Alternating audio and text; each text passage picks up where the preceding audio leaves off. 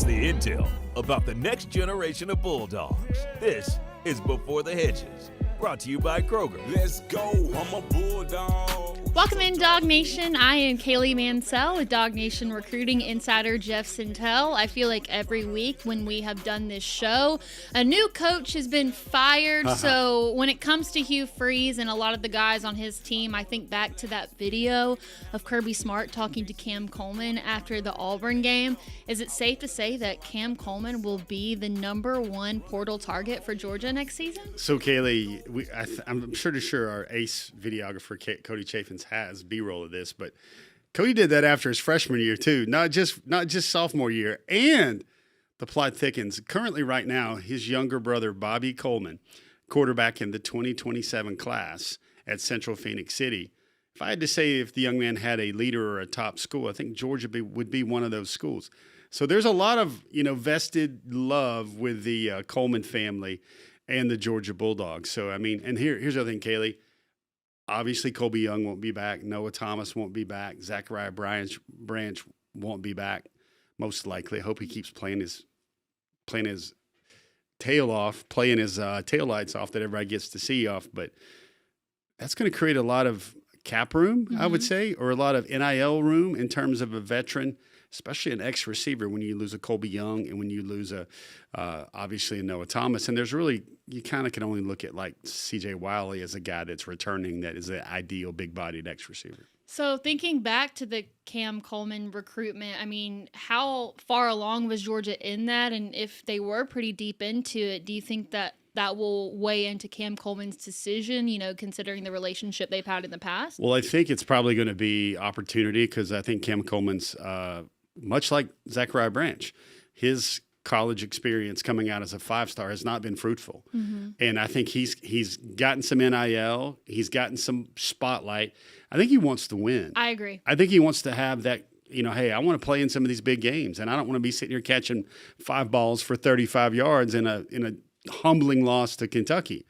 So for him, I think he wants to win. I think he wants to play on some big stages. And I think that's probably – because, Kaylee, his recruitment was very interesting. I'll never forget this. I was watching Central Phoenix play IMG Academy. This was his junior year.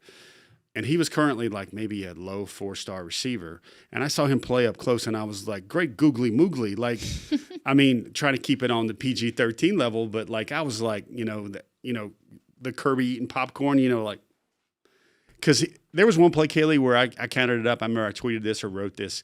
He broke like 87 scholarships worth of offer of tackles from IMG on like one play. And he had like 8 catches for 150 yards, something sick or whatever.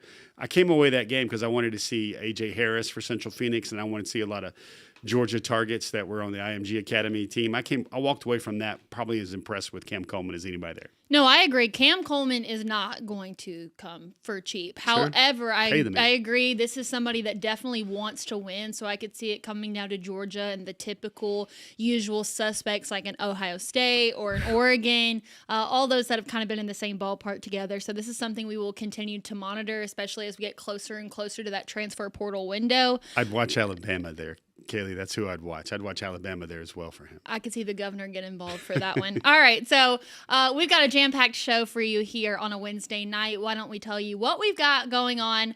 Another Jared Curtis conversation because, man, he has been on an absolute roll. We're going to break protocol a little bit.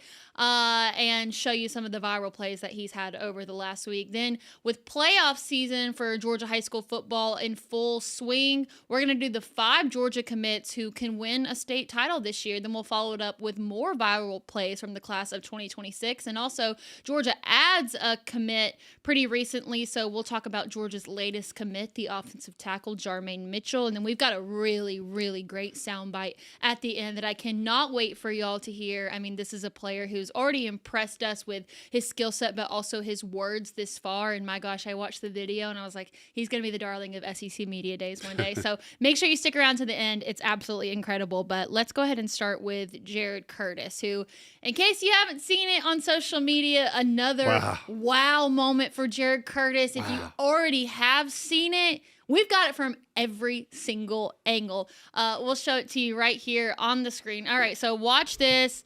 Gonna drop back right here. Throws off the back foot for the 63-yard jump pass. I mean, he looks like Derek Jeter to me when he throws off that back foot. That's just so impressive. I don't care what level of football you're playing. Kaylee, I went and rewound this and watched it and slowed it down, and I'm like, okay, he lets go of the ball on the 20, and it goes all the way down basically to the 17. And by the way, he jumps up in the air and lets it go. Yeah, as well. all of his momentum's going the other way. Yeah, the whole thing about mechanics, or you've got to set your feet to throw one that far.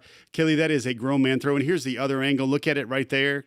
Some people's 8 irons don't look that impressive as it goes if they go fly through the air. And you watch it again, and he's under duress. He floats around. He kind of finds a launch point, lets it go.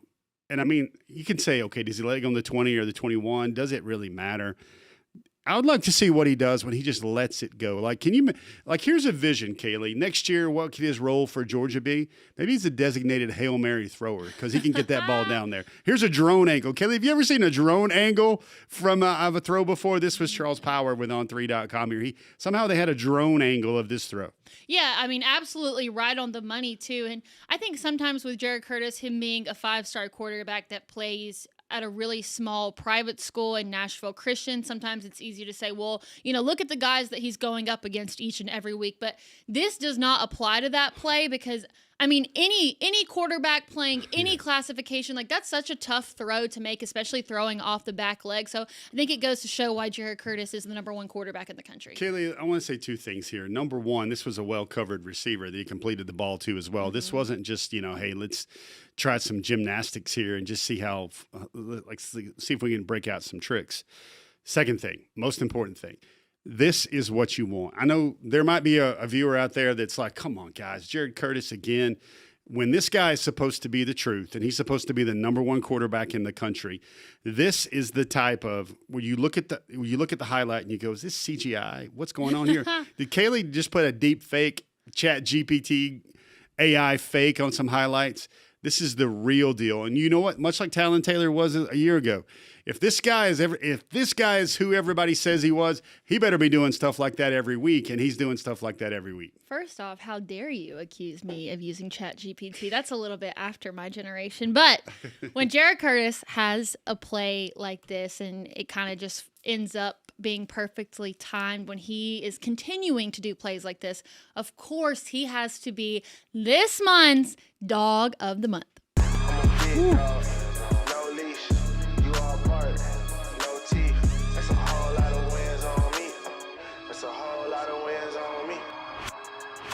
I mean, we figured there was no point in waiting, no point in wasting time. It was as clear as day. Jared Curtis is this month's Dawg of the Month. Over the last month, 54 of 86 for 894 yards, 16 touchdown passes to 2 interceptions on those throws, averaging 10.3 yards. Then also in the run game, 199 rushing yards over the last month, adding another 4 touchdowns and averaging 16.5 yards per carry. On top of that, Nashville Christian finishes 10-0 in the regular season and now has won 20 games in a row. I know the play that we just showed you was incredible in itself, but these next 2 are also gonna have you thanking Georgia for going in and getting Jared Curtis. We'll show you this first one here. So we've talked about Jared Curtis as a runner. He's pretty shifty considering his size, but this is some high football IQ right here. Obviously breaking tackles, breaking away. Looks like he's going to the end zone, but then he sees, you know what, somebody's coming up. Lateral pass, gives it to the running back. Super unselfish. Ball makes its way into the end zone, but that is a high IQ quarterback play right there. Kaylee, this was for the region title. This was a team that Nashville Christian has never beaten. And this was a team the last time they played, they beat the brakes off Nashville Christian by 42 points. Everybody wants to talk about competition. That was his sophomore year in the semifinals, I believe, of the state championships in Tennessee. But a lot of things to look at here. And, Kaylee, one other thing. This was last week. Region championship game. It was an off night for Jared Curtis throwing the ball, even though we just saw that missile he launched that NASA was trying to track, and he finds a way to get it done with 167 yards and 3 touchdowns on the ground. Kaylee, ma'am, this could have been 4 right here, but he handed the ball off. All right, so this next play that we're going to show you almost kind of reminded me of something that we would see from Gunnar Stockton. It's a quarterback keep. You'll see him right there, number 2, Jared Curtis. All right, he's going to keep the ball, and he's going to fake it right about here, and then boom, head-to-head contact. Not scared of the contact. Reminds me a lot of Gunnar in that way. So, again, what the kids say these days, he's one of them ones. Credit to their opponent last week, Friendship Christian, because they dropped 3, they dropped 4, they bracketed everybody. And so Jared's like, all right, you're going to give me all this grass? I'm going to chew it up. I'm going to eat it up. All right, so that's what we have for Jared Curtis. I mean, you've covered him really closely. You've gone up to Nashville to see him. And just looking at the numbers from this last month, what do you feel like you've learned about him? Well, I think one of the things that I've learned about him, and this is probably something I'll write about, number 1 quarterback in the country, right?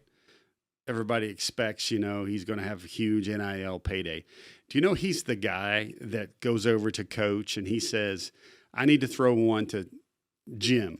Jim hadn't had a touchdown in a couple weeks. I need to throw one to Jim. Or there's an 8th grader on the team, and the 8th grader is like, never gotten in the game yet. He wants to throw one because to this 8th grader that he's maybe a family friend with, or he's mentored a little bit. He's like, hey, let's get one to so-and-so. Let's get one to Dave. Dave needs one before we get out of here. He's that type of guy that's telling coach that. Like, yeah, you could say he's watching stats, but he wants to make sure everybody on his roster gets fed. And Kaylee, all these highlights. I think the best is yet to come for Jared Curtis this year as well. One other thing, probably getting ahead of my skis here, because sometimes I like to drop some knowledge on our air instead of putting it in a story. I don't think that everybody's worried about Nashville. Everybody's worried about Vanderbilt. As of now, I've been told that no offer has been presented to Jared Curtis from Vanderbilt yet. There is nothing on the table to negotiate yet. So for those that are thinking, Vanderbilt just sent the Brinks truck, or Vanderbilt, dropped major bags and they put it in his ear over the Missouri visit weekend with game day and all that. Not so fast, my friend, because nothing has taken place where Vanderbilt has dropped a big number on Curtis and his team yet. So finishes the regular season 10-0. What's the expectation for Jared Curtis and Nashville Christian in the playoffs? I think he's going to win it all. He may play this same team, Kaylee, again, Friendship Christian in the finals. So again, Dawg fans might want to go ahead and circle your calendar. Nashville Christian has the bye this week as the number 1 seed, and they'll play 3 straight weeks in the playoffs, culminating in the state championship game. I believe they're called the Blue-Gray Games. It's in Chattanooga, so especially Northwest Georgia Bulldog fans, or anywhere in North Georgia, that's going to be an easier game to go see the future of the Georgia football program. So speaking of the playoffs, the state playoffs here in the state of Georgia start next Friday. We're going to discuss the 5 in-state commits that we think has a pretty good chance at making a state championship run. We'll do that here in just a moment. But first, we want to remind you that here on Before the Hedges, we are brought to you by Kroger, and we're getting into that part of this season in the year now where you have all these events coming up, whether it's Thanksgiving or Christmas, events where you got to bring a food dish. And so don't forget about our friends at Kroger for all of your holiday needs, whether it's that turkey for Thanksgiving or if you're the one that brings the dessert like the pumpkin pie or the apple pie. You can go pick everything up at Kroger, or if you just want to make it a little bit easier on yourself, then by using Kroger Boost, you can have those delivered straight to your house. It can be delivered pretty quickly. I've got it in as early as an hour. So for all of your holiday needs, whether that's baking or other things, check out our friends at Kroger, and to have those groceries delivered, use Kroger.com/boost.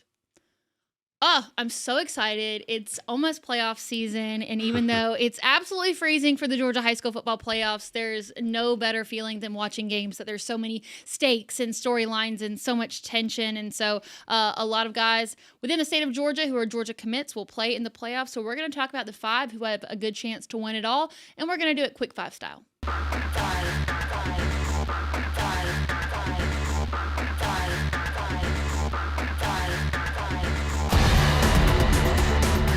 Gotta really get into it.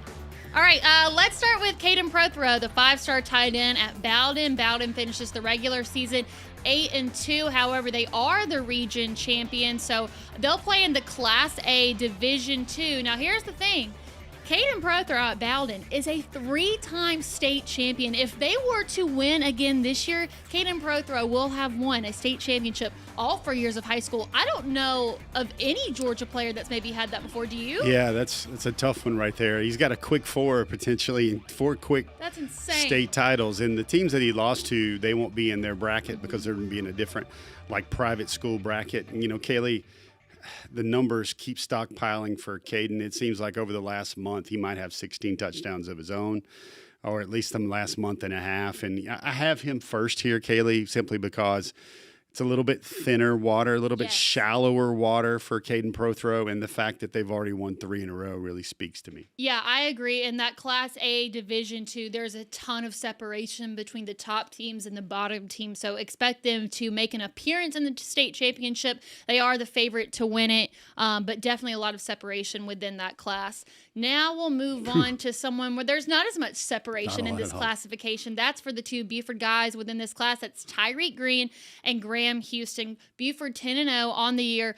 I will say I do think that the bracket favors them. They are on the easier side of the 6A bracket, so they wouldn't run into teams like Grayson, Carrollton, or North Gwinnett until they get to the state championship. However, I do think out of all the teams in 6A, Buford is the one that has the most pressure on them to win. Buford hasn't won a football state championship since 2021, so a lot of pressure on this team to do it because I believe they have 26 players on their team that are going to play Division I Power 4 football, so there's really no excuse at this point, but there is a lot of talent in Class 6A, but I would put my money on them to win. It's interesting because you've got, in the same bracket, we're going to hear from some of them. You've got Carrollton High School. You've got Grayson, of course, is another team that seems like they're actually the most highest rated national poll right there.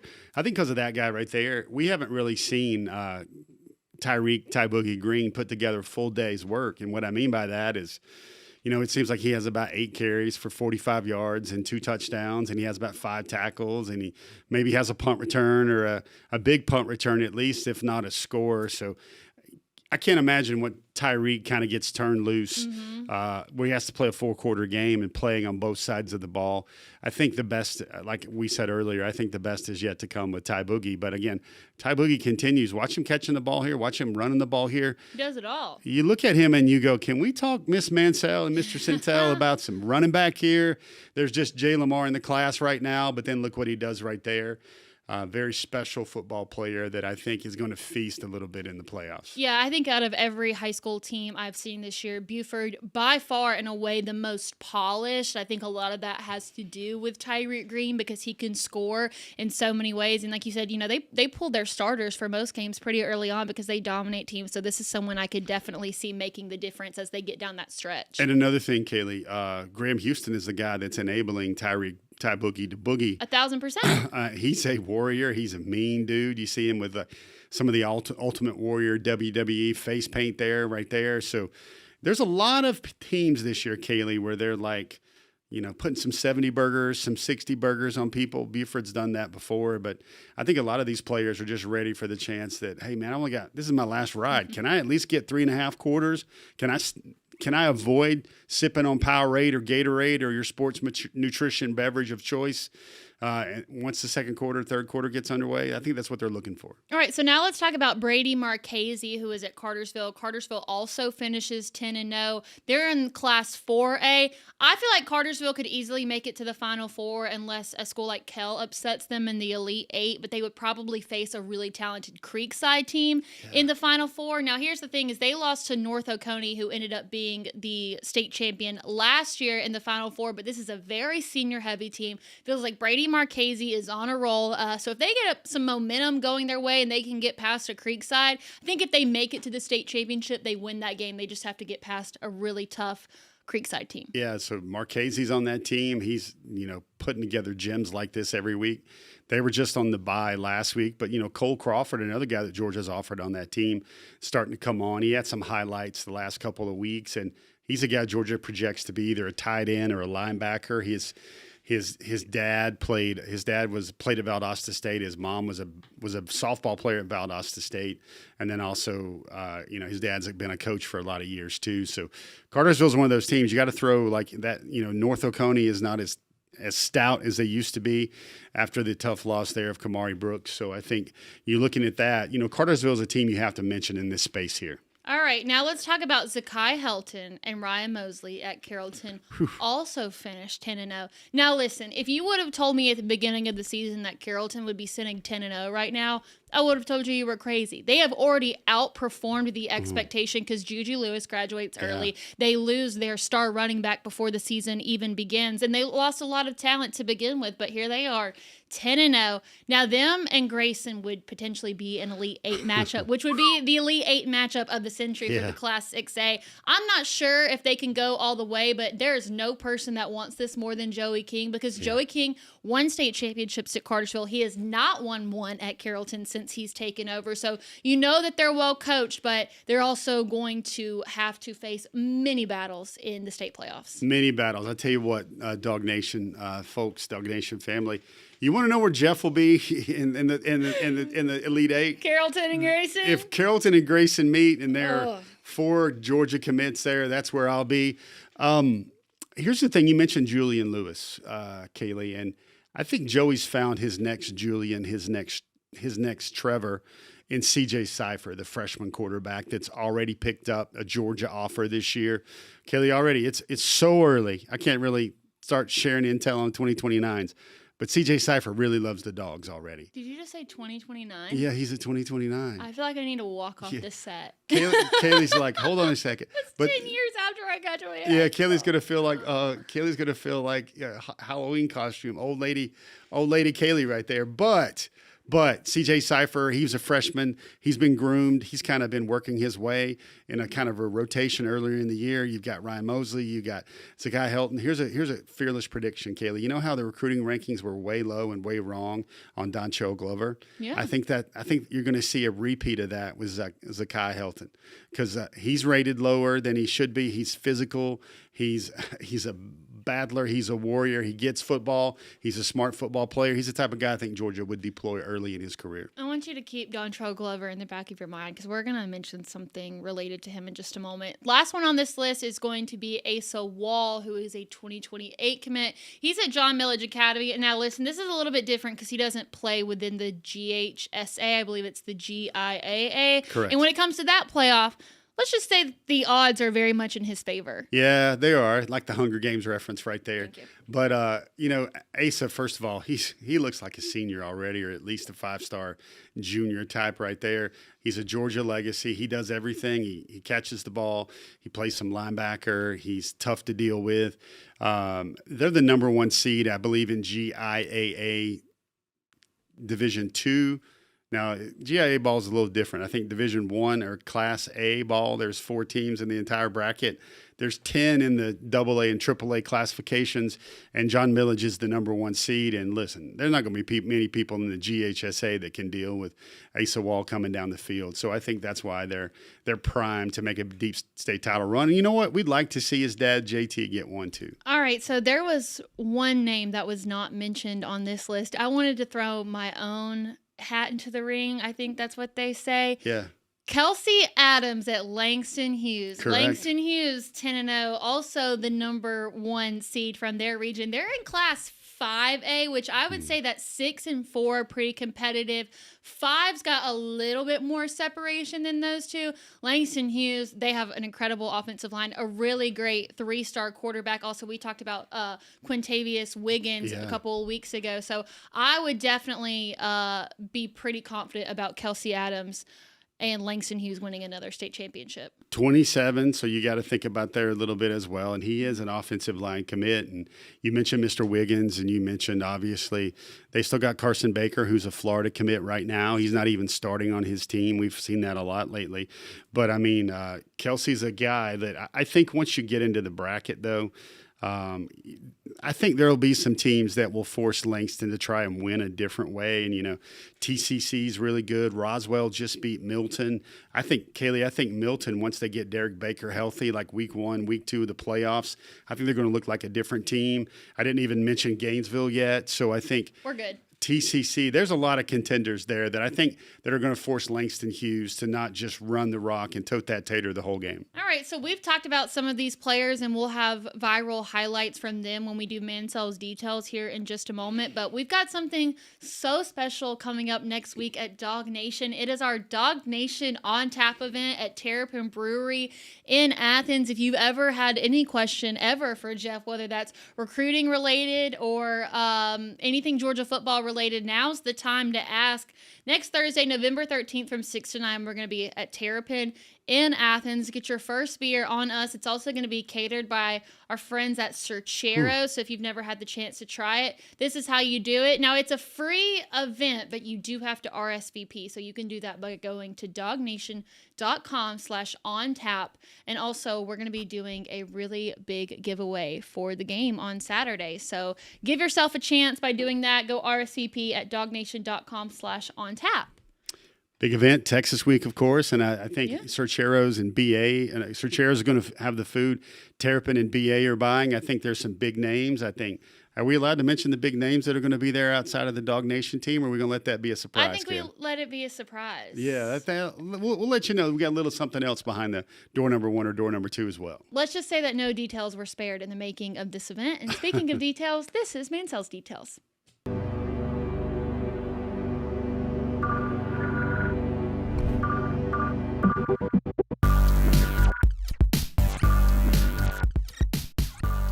You know what I think of when I hear that theme music? I think if you're out with some dear friends and it is a after football game, you're just out on the town, right? And you see that video game bar, like that arcade, and you're playing your favorite coin op, quarter muncher or whatever, and you're sitting there dropping the quarters into some 80s retro game. That's what I think of when I hear it. Does kind of like sound very sci-fi to me. Like something kind of a sci-fi movie. All right, so we talked about Caden Prothro. Why don't we actually no? Let's start with Craig Dandridge, somebody who was not mentioned on there. He is the best player on a pretty decent team, but look at him right there. Screen pass, we've seen many of those, but oh my gosh, he takes advantage of it, makes multiple defenders miss all the way to the house for Craig Dandridge. Kaylee, this was a big one. Number 1, it secured the number 2 seed in an overtime win against Blessed Trinity. We all know about those guys on Blessed Trinity, those defensive one guys in the box. And Craig Dandridge, somehow, Kaylee, he had 1,400 yards and 14 touchdowns last year. He's already over 1,100 yards and 16 touchdowns as a senior, right there. He's found a way to level up after a monster junior year, averaging about 110 yards receiving per game, and that one was big because it earned themselves the number 2 seed in a home game in round 1. Yeah, as you can see there on the bottom of the screen, a 68-yard touchdown reception. He finishes the night with 5 catches for 121 yards, 2 touchdowns, and a 31-28 win over Blessed Trinity. And as Jeff mentioned, also to secure a home playoff game, which is a really big deal for this Cambridge team. So one of the things we wrote about him this week on DawgNation.com, Kaylee, and I want to just share this story. I know there's enough highlight there for us to look at that one more time since it's so nice. I saw him in the only game of the year when he didn't catch a touchdown. Only had 4 catches, 50 yards against a really loaded Kell team. I came away with him more impressed than if he caught 5 touchdowns that night. That's because he played corner both ways, made a physical stop. But then, Kelly, the game was over and he was still fighting. There was a kickoff return where it took like 10 guys to bring him down. He wasn't going to go down. And, Kaylee, he was going up and down the sidelines of his team saying, we're not going to quit. We're going to keep fighting. He told me afterward, he said, that's the worst thing when another team watches your film and they can tell that you guys quit and they can tell that my team quits. And he's like, I don't want to be a part of that, and I don't stand for that, and that's why he's an effort player. I'd love that attitude out of a guy that also has had, I think he's had 4 200-yard games, and he's caught 30 touchdowns over the last 2 years. When your dude, your diva wide receiver, so to speak, plays physical and cares about the game that much, you got a good one. I'll tell you someone else who doesn't quit. That's the 5-star tight end, Caden Prothro, who's currently playing wide receiver for Bowden. He had 4 touchdowns on the night. We're going to show you all 4. You see that one there? There was a clear mismatch, and I think one thing that he did a good job of, especially on that first one, was staying in the end zone. He could have just as easily stepped out right there. It was really close to the line. So those were the first 2 touchdowns for Caden Prothro on the night. Good job on his release. And again, Yeah. Kaylee, he has 17 touchdowns, I believe, now so far for his senior season. And again, Kaylee, that ratio for Caden, when I told you, he came into the year having 99 total catches and 39 touchdowns. Kaylee, now he's got 56 career touchdowns on 130 receptions. So we'll show you his other 2 touchdowns from the night. This one right here, pretty simple, really just a cut across the middle, but gets the play done. And then right here on this next one, just a quick little go ball, but just notice the separation that he's able to get because the defender's playing off of him pretty far. And still gets that really great separation. So that's 4 touchdowns on the night for Caden Prothro, who ends the night with 7 catches for 116 yards in a 63-0 win. So here's the thing, Kaylee. This is Todd Hartley's dream, and it is every SEC defensive coordinator nightmare. Just think of this. Have fun in the sandbox. Ready? The thought tree here. Georgia will one day line up Elias Williams and Caden Prothro at the same time. Put them on opposite sides of the field. Maybe put your shake and bake Talon Taylor on the other guy on the other side of the field. Good luck. Have at it, Haas, trying to stop those guys. Yeah, I was going to say, I feel like you have the advantage on the field every single time if you're lining up Caden Prothro and Elias Williams. Oh, my gosh. That's going to be a sight to see one day. All right, let's talk about another tight end. We've got Lincoln Keys, who currently in the playoffs right now at his high school in Salem. He finishes the night with 2 touchdowns and a 43-14 win. Playoff game. Now, they play in the SEC up there in Michigan, right outside of Ann Arbor right there. But you're seeing a little bit more, like, I'm trying to resist the urge to, like, sit there and at least hum the lyrics. I got the keys right here. But, like, you see, Lincoln's catching balls with one hand in pregame. I think this is one guy that you don't see a whole lot of. But a lot of the highlights, because he's up there in Michigan, and you don't get a lot of stats out of them because it's just a different level of ball right there. But you see Lincoln right there, size, speed. He looks like he's getting around pretty good. And this is a guy that Hartley will deploy. You want to talk about tight ends? Can you imagine Georgia in 13 with these 3 guys? And, he's kind of your power, your kind of road grader tight end or whatever. Got some good hands, got some size, can route a guy up as well. You like what you see there with Lincoln Keys most definitely. All right, so we've showed a lot of offensive highlights. Why don't we show you a defensive one that I had to go back and rewatch this probably 5 times. Okay, look, this is Nick Abrams. So look at that. The play is never over. Yep. Scoop and score. But this is the most impressive part. Breaks one right there, breaks another. The high football awareness to pick up that ball, already an incredible thing. But how many tackles that he has to break to get there is even more impressive. Kaylee, that's what I love about it. I'm glad you gravitated towards the same thing. Because he turns into a running back right here, and he sees a broken field, and he's going to cut across the grain. Look at him right here. Watch him when he gets to a little bit of traffic. Watch him shift the ball into the other hand. And he's like, yep, let me get it on the outside hand. Let me move it this way. Let me try to at least get away from here. And then he angles towards the corner. Kaylee, the Georgia Bulldogs recruiting staff and the team, they give out a Dog of the Week edit every week to selected targets and commits.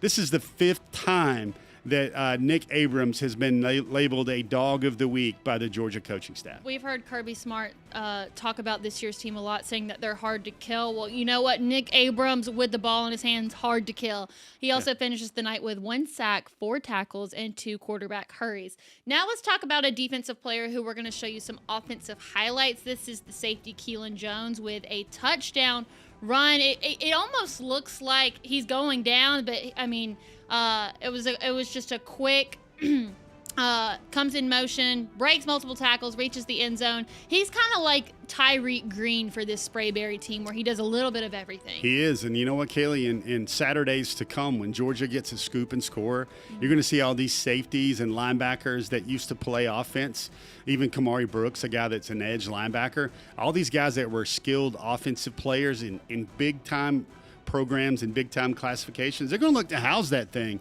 They're going to look to score when they get the ball. Yeah, 2 carries for 53 yards and 2 touchdowns in a win over Woodstock also secures them the number 2 seed in their region. They're going to host Lee County next week. I think I'm allowed to say that me and Brandon Adams will be covering that game, so if you want to watch Keelan Jones, you can do it on television. Brandon will be on the call, and, of course, I will be on the sideline. Lee County also has 2027 receiver Jaden Upshaw. That's right. Kind of considered Georgia's top in-state receiving target for the 2027 class. I talked to him this week about Georgia. Georgia is definitely one of his up-there schools. All right, last one. Can't forget about special teams. This is Caden Harris. He's a defensive player. This is going to be a punt return right there. Patience. Oh, there he goes. I mean, just absolutely takes off right there. Goodness. This one was probably one of the funniest highlights I've watched because it was like a slow, painful death for the defense. And then this one right here is also going to be a kickoff return for a touchdown. But that first one had me giggling in my computer station. I would tell you the workstation. If I was a film guy, if I was in the film for that opponent here this week, I'd have been like, bro, can you just down the ball and not let that Black Panther guy snatch that thing and start running with it? You're better off when Caden Harris does not get the ability to touch the football. So if I was at a special teams guy watching this film, everybody else that plays them, I would like, dude, go ahead and down the ball. Do not let him think about it, because if you think about it, he is going to find a crease and go. So that's going to be Mansell's details. Here in just a moment, we'll talk about Georgia's latest commit. Well, we've talked about Georgia and Georgia Tech a lot. Georgia Tech takes their first loss last week, but that doesn't change the stakes involved in this upcoming Georgia Tech game that will take place at Mercedes-Benz Stadium just a few weeks away. So if you haven't gotten your tickets already, you can do that by going to Mercedes-Benz Stadium.com/events. This is going to be a super important game for both of these two teams, and it's technically a Georgia Tech home game, but would really love to see that place decked out in the red and black. So if you haven't already, don't procrastinate it anymore. Go to Mercedes-Benz Stadium.com/events. 60-40, do you think, Kaylee? Is that your on-the-record prediction about the crowd split? 65-35. 65-35, especially they lost 5% especially now. After they lost to NC State a little bit. I think so. All right, let's get back to talk about Georgia. So Georgia picks up Jarmaine Mitchell over the weekend, a 3-star offensive tackle. He's out of a JUCO, which is Copia Lincoln Community College in Mississippi. He was a Mississippi State commit. Obviously flipped to Georgia. He had been on our Before the Hedges top target list, which we'll actually see here in a little bit, for a while. So, what do you think it was for Jarmaine that finally gave him the clarity and confidence that he needed to flip to Georgia? Number 2 was on the top targets list last week before he committed on Halloween. Isn't it interesting that Georgia flips a Mississippi State commit on Friday, and then the next week they go to Stark Vegas and have to deal with it? First of all, things to know, 6'9" call him 6'8" 3/4. I think that's fine. 315. He's still kind of skinny. He put on a lot more weight. He's a 2024 original high school grad, so he's going to be a little bit older. Now, when I look at his film, Kaylee, he took his official visit for the Ole Miss game, loved it. It was only a matter of when coming out of it, because among many things, if you're a recruit, you have the chance to play for Mississippi State or Georgia. I think there's a clear edge there. He's from the state of Louisiana, so this was a guy that Georgia actually, and Mississippi State kind of had to deal with LSU a little bit in terms of coming out of JUCO. But Kelly, when we look at the film here, number one, it looked like he had a great time at Georgia, but look at the film. He is a big body. It's very easy to see number 75 making a lot of plays. There's a lot to get better here. And what I mean by that is I don't know if this is a plug-and-play guy. He comes off, I'd like to see a little bit more work with his feet. Now, he's aggressive. He's a little high, but some of these clips are just so-so clips for me. Now, he does flash, Kaylee, and what I mean by that is there's a couple reps here that I really liked a lot, and maybe they should have went higher up in his reel, but he's a guy that I think is going to have to get used to Georgia for a little bit because, he wants to see him be a little bit more aggressive, finish blocks. You remember how we talked to Joshua Sam Appel last week, the talented 2027 offensive tackle. And he basically said, I'm the biggest guy on the field, so I've got to send a message on every play. I don't know if, like this one right here, some of these clips right here I like a little bit better. This one right here, look at him be very physical. Watch him sealing the guy off right there. But there is a little bit of indifference right now in the evaluation for Mitchell. They call him Big Baby. Some of the sites see him as an interior offensive lineman. Other sites see him as an offensive tackle. Mm-hmm. I think the evaluation there is it looks like he's got a guards game on a tackle body. What I mean by that is he's not that premier elite athlete you want at tackle that kind of looks like a power forward dealing with other power forwards. So I think it'll be very interesting. I think he's a huge body for Georgia.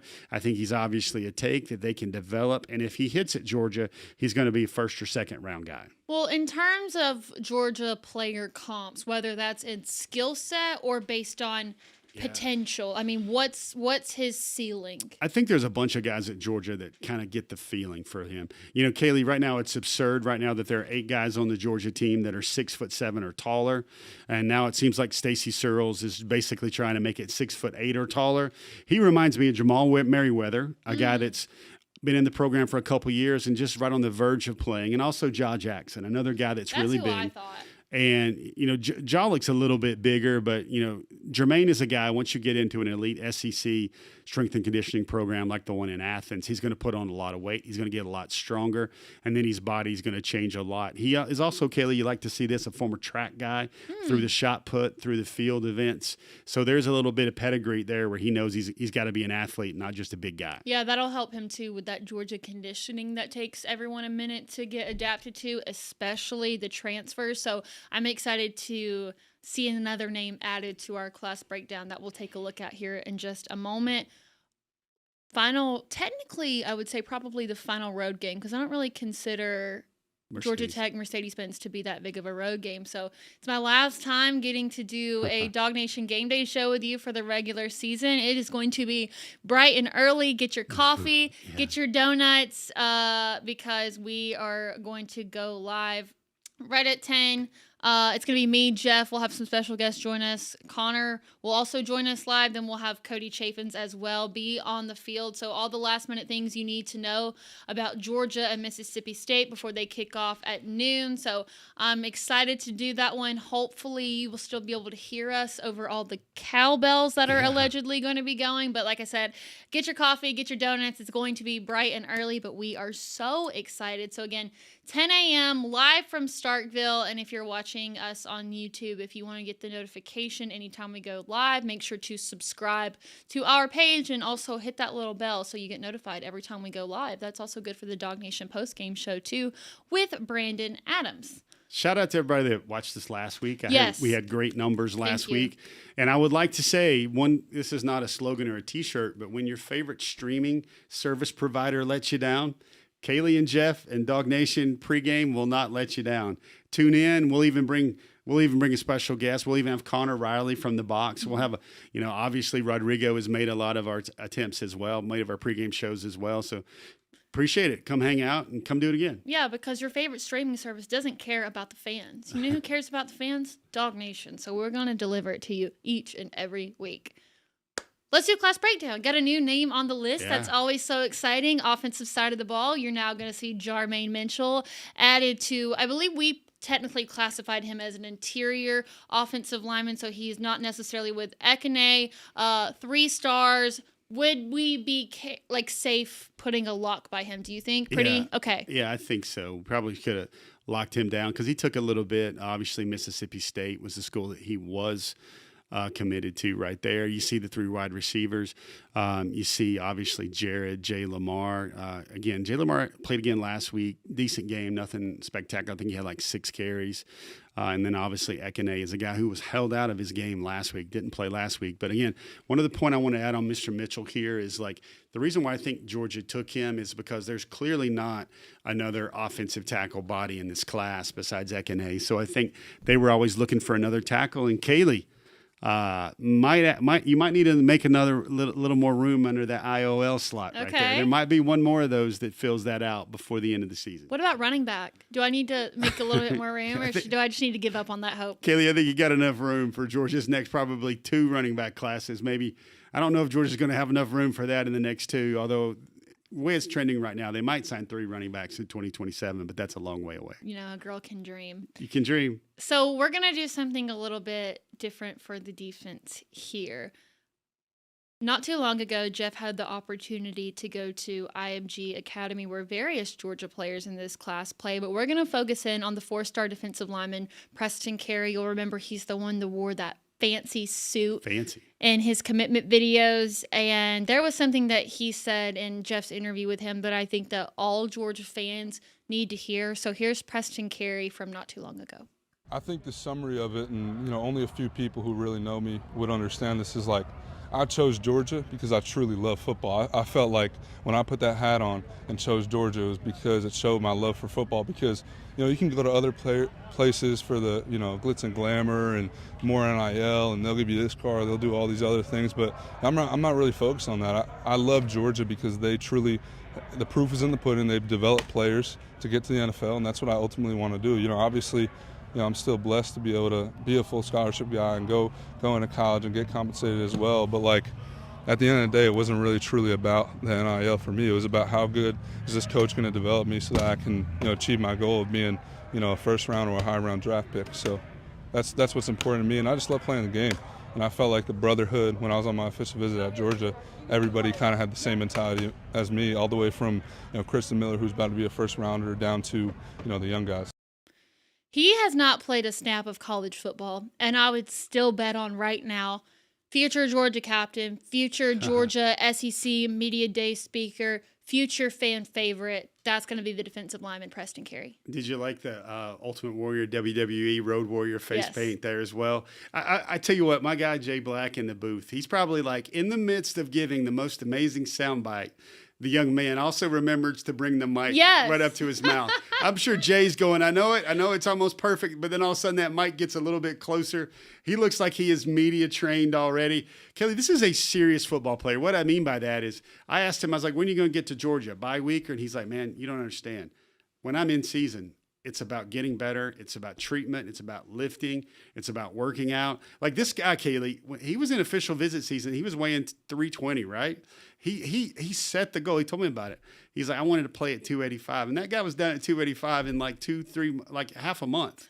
And this is a guy that you sit there and you go, 3 weeks later, hold on, 3 weeks ago, dude, you were 315. He's like, yeah, no, I made my weight to start the year at 280, 285. And he also, get this, Kaylee, I know you know this because I know you're a movie soul at heart.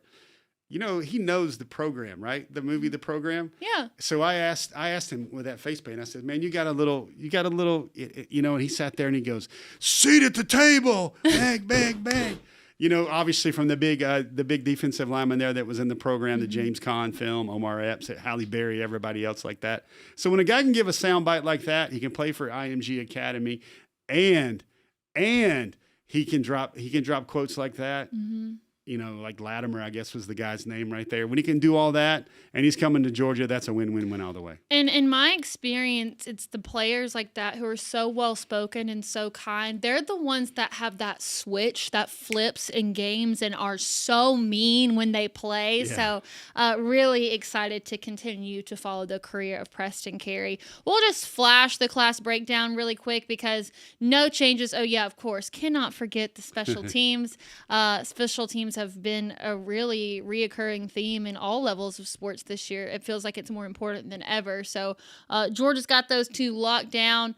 Now we'll take a look at the snapshot. You add an extra commit, but it doesn't change the class rank overall. Now, of course, he is out of state, so it does bring balance back to the force right there. You see 15 in-state, 15 out of state, but it doesn't change that class rank. Now, I want to go ahead and move on to top targets because there is a lot of movement this week, as you can see right there.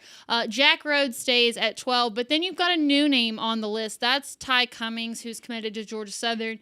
He's a running back out of Dexter, Georgia, which I'm not going to lie, I've never heard of Dexter, Georgia until today, but obviously it means something if he's making it on this list, even though Georgia has yet to offer. So this is the young man from West Lawrence a while back, the guy that's committed to Georgia Southern. Kaylee, I think he's over 2,200 yards currently in his senior year in 10 games. He's averaging 12 yards per carry. And one of those things, Quantavious Wiggins was on this list, yes. The Langston Hughes guy. It looks like some heavier, not Georgia heavier, but he's currently committed to FIU. And he's currently set official visits to Florida State and Auburn. And listen, that's better than FIU, but like these schools are legitimately tracing him now, tracking him now. It doesn't look like Georgia, he has an opening for the weekend of the Texas game or the Charlotte game because those official visits are now taken up. So, the chances of him joining the class is one of those other running backs, agirlcandream.com, Kaylee Mansell special, have dimmed a little bit right there. But still, I think Ty Cummings is a name that continues to hang around potentially. Again, there's a reason why he's number 11 or 12 on this list. Let's not get our hopes up, ma'am. But, that's a name that I think continues to play very, very well. This next page, I'm just letting you know, you've got a lot of explaining to do. Oh, no. Go ahead and show it. I mean, as you can see, a lot of movement in general. Travis Stevenson drops. Rashawn Duncan goes up. Shadarius Tootle moves up. I don't care about any of those right now. Tell me why LaDainian Guyton, the edge who's committed to Texas Tech, who reclassified from 2027 to 2026 not too long ago, he is making his debut on this list for the first time ever. Yeah, Why? he was a 2027 guy, but we moved him up to 2026. I just think there's – now listen, folks, don't go finding the rosary breeds. Don't go grabbing your grandma's pearls and clutching them. I think there's a little bit of one more chapter left in the LaDainian Guyton recruitment. And I don't know whether Georgia eventually comes in with a KJ Bolden or whatever. Again, I'm going to preface this. Not likely to happen. But we see things in recruiting that are not likely to happen all the time. And Guyton's a guy that, I'm not going to say you're going to have the KJ Bolden happy ending there for Dawg fans. But at this point, I just thought to myself, are we really going to go through a recruiting cycle without Georgia signing a 5-star prospect on defense? Don't know about that. Is it Guyton? Is it someone else? Stay tuned, because I think there is something there in the embers where Georgia might have at least an ember of a shot there. We've done a lot of movie references on this show so far, so could you give me a Gladiator yes or no? Oh no, that one right now. It remains to be seen, Kaylee. We've got to see how Texas Tech plays out, how Georgia plays out. Perhaps Kirby Smart and Georgia's collective efforts can find something underneath the couch cushions. Can they look around? Can they find something? Maybe they'll find the prize egg from Easter egg a couple years ago and get a little bit more coin. I just want to say, I'm not trying to be theatrical. There's no headlines on DawgNation yet. I'm just saying, I don't know if that door is completely 110% shut. Okay, I'm going to say one thing. This is going to be super quick. I promise, and we'll move on. To me, this feels like this year's Julian Lewis, where it's like kind of always been within reach, but it's never going to end up happening. So they don't play the same position, but they remind me a lot of each other and the way that they've gone about this process. Okay, let's move on. This is our top 5. So Jarmaine Mitchell comes off the number 1 guy on the targets. He ends up staying the same. That's Tyreek Jemison. Okay, then you've got the linebacker, Elijah Littlejohn, who's still a Penn State commit. He moves up to 2. Blake Stewart also moves up after he decommits from Clemson. He's a safety. Also, you've got the edge, Colin Bussey, who moves up. Now, Amari Latimer is someone who's just kind of been like living on this list rent-free, just moving up and down. I mean, make it make sense. Is this, what's it going to take for him to finally get to that number 1 spot, or for him to come off as a whole? This is almost a statement here, an editorial statement here, Kaylee, in this list. This is the guy I think Georgia should sign. This is the guy I think Georgia, he's putting up some gargantuan numbers right now. He had another game this past week where I think he had 230 yards and 5 touchdowns or something like that. And listen, Sandy Creek does not play tissue paper type opponents. This is some rough and rugged part of the GHSA, their region, the schedules they play. Like Sandy Creek is a grown man's type high school football program. And currently committed to Wisconsin. There's been crystal balls to Ohio State. I don't think it's going to happen, but that's the guy. You see, this is an every down back. He catches the ball good. He puts up big numbers. I think he's over 10 yards per carry. And this is a guy that I don't think it will happen, but this is a guy that I thought would be a slam dunk great addition to Georgia's recruiting class. But sometimes, what the recruiting guy, what the reporter guy thinks, what even the film thinks, sometimes it doesn't materialize. So that's going to be this week's top targets. Now we got to get out of here, but I want to remind y'all, signing day is coming up. It's prime time season for me and Jeff. We're so excited about all the coverage that we have coming here at DawgNation. So getting closer and closer. Can't wait to see how it all plays out. Thank y'all so much for joining us here on a Wednesday night. Don't forget, it'll be us for DawgNation Game Day, Saturday at 10. With that, I'm Kaylee Mansell. That's Jeff Sentell. This is Before the Hedges, and we'll see you right back here next Wednesday. I'm a bulldog, so Georgia who I'm picking. I love the family atmosphere and the way they handle business.